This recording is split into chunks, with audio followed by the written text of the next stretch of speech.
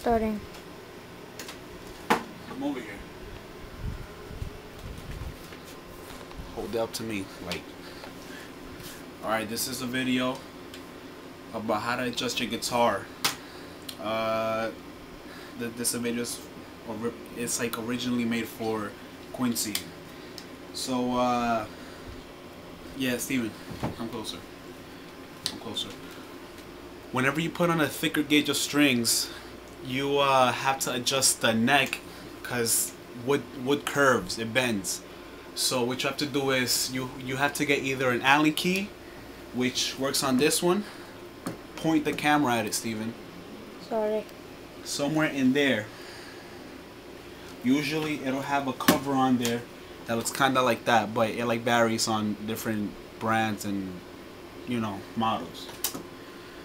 This one is a little bit different. This one has a female and no, I'm sorry, this one has a male end of an Allen key screw. So once you get a hold of that, put it aside.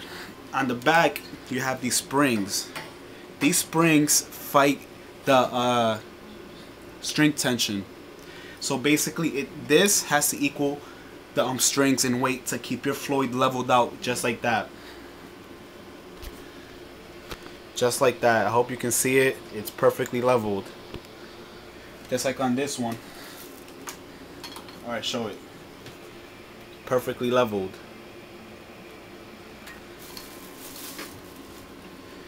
So if you put on a thicker gauge of strings, you gotta screw this in tighter, make it go farther back, and then you have to tune up.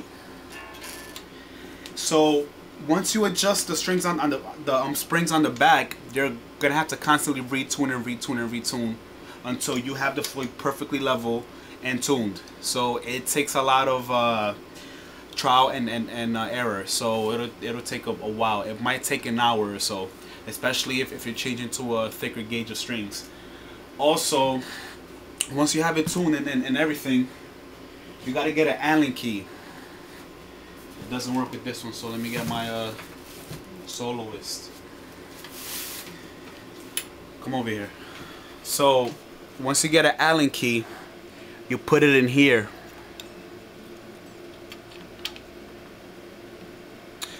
Let me try to get. Alright, you put it in there.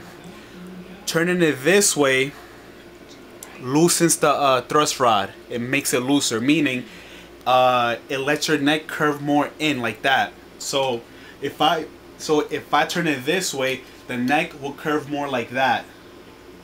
If I turn it the other way, it'll tighten it, meaning that the neck will curve more this way. So turn it counterclockwise and then it'll do a C shape. Turn it clockwise and then it'll do a backward C shape. You want just a little tiny bit of neck curvature, because when you pluck a string, the string's widest interval, like where it vibrates the widest apart, is in the center. That's why you want a little bit of a slight curve that'll let you get lower action, and also it won't buzz.